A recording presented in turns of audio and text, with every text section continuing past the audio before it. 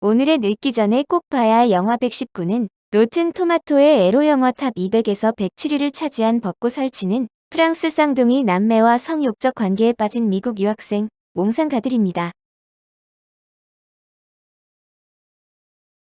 몽상가들은 베르나르도 베르톨루치 감독의 2003년 영화로 프랑스 파리에 온 미국인 유학생 영화광 매튜가 쌍둥이 남매 이자벨, 테오를 만나 성욕적인 관계에 빠지게 되며 일어나는 사건을 담은 영화입니다. 68혁명 당시의 파리가 배경으로 극중 등장인물이 영화광인 만큼 여러 클래식 할리우드 영화와 누벨바그 영화가 언급되는 것이 특징입니다.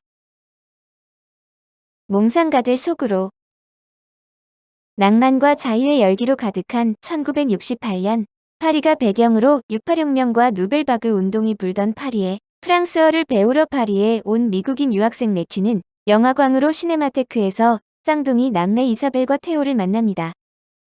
세 사람은 마치 오래전부터 알고 있던 친구들처럼 영화 얘기를 하며 한여름의 꿈같은 시간을 보내게 됩니다.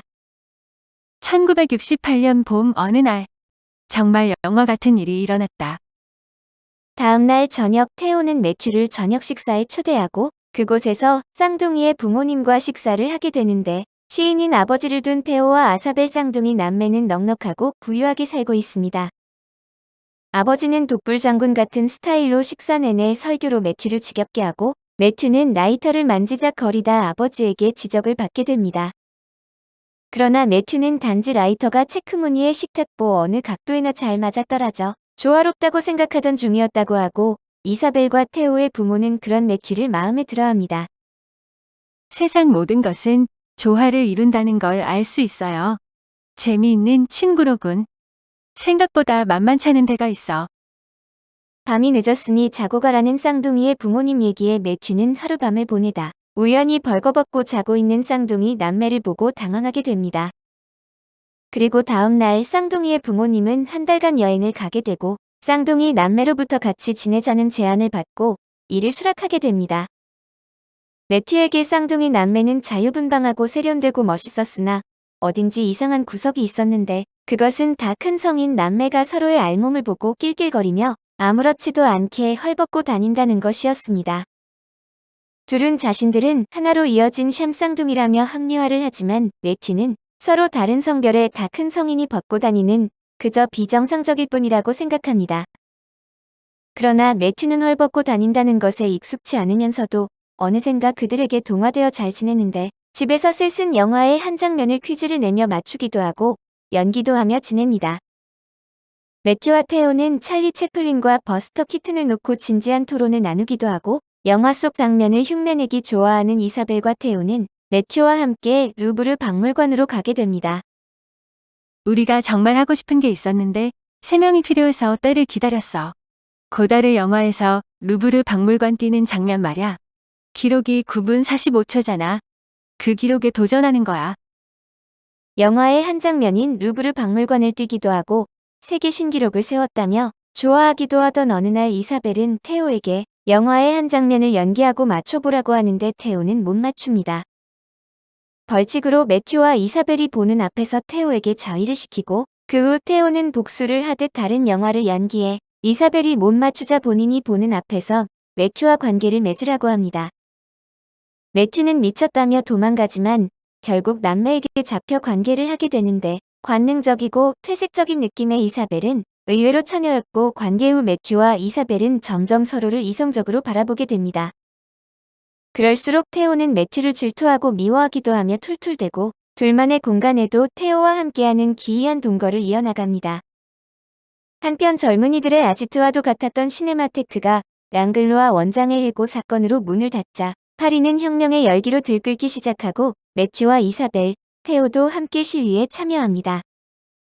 금지하는 걸 금하라. 상상력의 권력을, 열정을 해방하라. 점점 더 가까워지는 세 사람은 정치와 혁명, 영화에 대한 이야기를 나누며 자신들만의 세상을 만들어갑니다. 이 세상엔 우리 셋만 존재하는 것 같았다.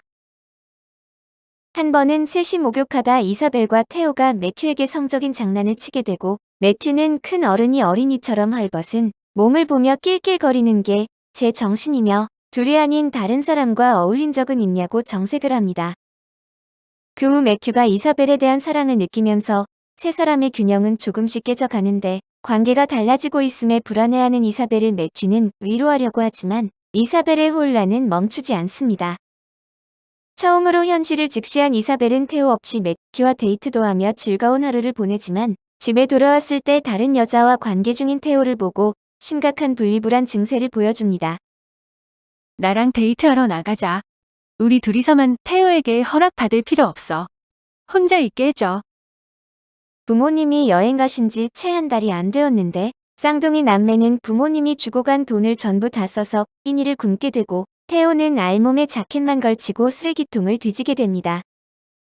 쌍둥이 남매는 본인들을 자유롭고 혁명적인 젊은 감성이라 자부하지만 사실 그들은 부유한 부모님 밑에서 앞가림도 못하며 용돈이나 받아 쓰는 처지일 뿐이었습니다.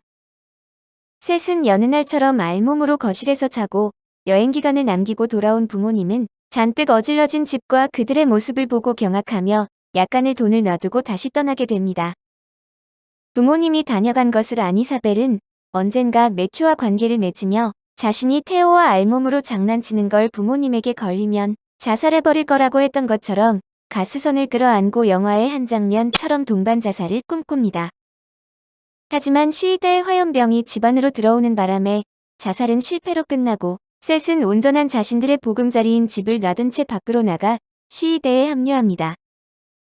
베트남전을 비판하던 태호는 모순적으로 폭력 시위에 가담하고 매튜는 태호를 말리며 이사벨과 함께 시위 현장을 벗어나자고 하지만 이사벨은 태호가 없으면 불안한 듯 태호를 따라 폭력 시위 현장으로 떠납니다.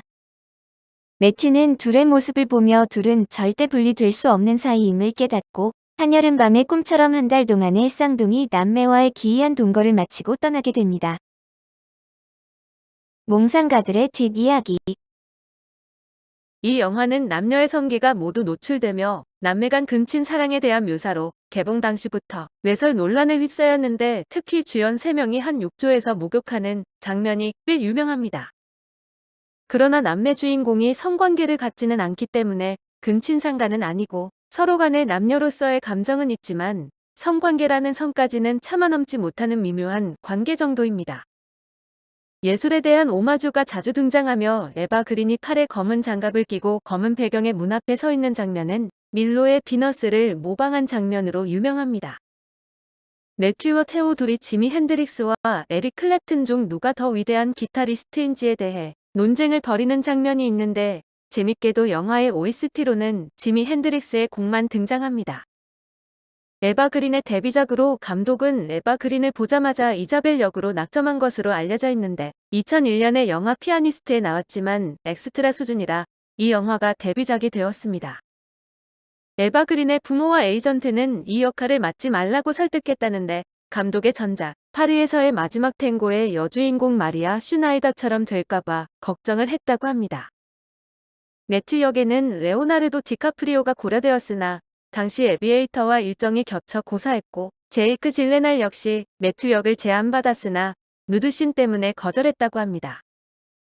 감독의 말에 의하면 배우들이 누드씬의 편안함을 느껴 자연스러워지도록 촬영 전부터 완전히 누드인 상태로 있으라고 지시해 서로의 나체에 익숙해지도록 했다고 합니다. 몽상가들을 만든 사람들. 감독 베르나르도 베르톨루치. 베르나르도 베르톨루치는 이탈리아의 영화 감독, 각본가로 1941년 3월 16일 태어났는데 1962년 감독 데뷔작 즉사 혹은 냉혹한 학살자가 베네치아 영화제에서 호평을 받으면서 세계적인 영화 감독의 길을 걷습니다. 마지막 황제로 아카데미 작품상을 받은 것을 비롯해 모두 9개 부문을 수상했는데 1972년작 파리에서의 마지막 탱고가 대담한 성적 묘사로 예술인가 포르노인가의 논의가 제기되었습니다. 2018년 11월 26일 암투병 중 77세를 일기로 세상을 떠났는데 그해 4월 초 신작이 내정되어 있었다고 밝혔으나 결국 찍지 못했습니다. 매튜 역 마이클 피트. 마이클 피트는 1981년 4월 10일생으로 미국의 배우, 모델, 음악가인데 인디 영화계에서 주로 활약했고 헤드윅과 앵그리 인치, 몽상가들, 라스트 데이즈 등에 출연했습니다. 이후 TV 드라마 보드워크 엠파이어에서 지미 다무디를 연기했고 한니발에서 메이슨 버거를 연기했으며 2017년에는 고스트 인 더 쉘에서 스칼렛 요한슨의 상대 역으로 등장했습니다. 태호 역 루이 가렐 루이 가렐은 프랑스 영화 감독 필립 가렐의 아들로 1983년 6월 14일 프랑스 파리에서 태어났는데 몽상가들 리틀 우먼 린노센트로 알려진 배우이자 감독입니다. 그는 2017년 6월 10일 레티티아 카스터와 결혼해 아이가 한 명 있는데 이전에 골시프테 파라아니와 결혼을 했던 바 있습니다. 이자벨 역 에바 그린 에바 그린은 프랑스의 배우이자 모델로 1980년 7월 6일 프랑스 파리에서 태어났는데 아버지 월터 그린은 1966년 영화 아우아사르 발타자르에 출연한 치과의사이며 어머니 말렌 조베르는 동화작가로 전향한 여배우입니다. 파리에 있는 세인트 폴 드라마 스쿨에서 3년 동안 연기를 공부했고 그 후 런던에 있는 베버 더글라스 극예술 아카데미에서 10주간 연기 수업을 받았습니다. 그녀는 뛰어난 젊은 여배우로서 파리로 돌아와 여러 연극 작품에서 무대 연기를 했는데 그곳에서 베르나르도 베르톨루치 감독의 눈에 띄었습니다. 몽상가들로 비평가들의 호평을 받았으며 2005년 리들리 스콧의 킹덤 오브 헤븐 디렉터스 컷에서 올랜도 블룸과 리암 니슨의 상대역인 공동 주연을 맡아 국제적으로 이름을 알렸습니다. 2006년에는 카지노 로얄에서 다니엘 크레이그의 상대역인 3명의 본드걸들 중 1명의 역할을 맡아 소피 마르소 등에 이어 제임스 본드걸을 연기한 5번째 프랑스 여배우가 되었습니다. 그녀는 역대 최고 수익을 올린 본드 영화들 중 하나인 카지노 로얄로 국제적인 명성을 얻었습니다. 오늘의 늙기 전에 꼭 봐야 할 영화 119는 로튼 토마토의 에로 영화 탑 200에서 107위를 차지한 벚꽃 설치는 프랑스 쌍둥이 남매와 성욕적 관계에 빠진 미국 유학생 몽상가들이었습니다.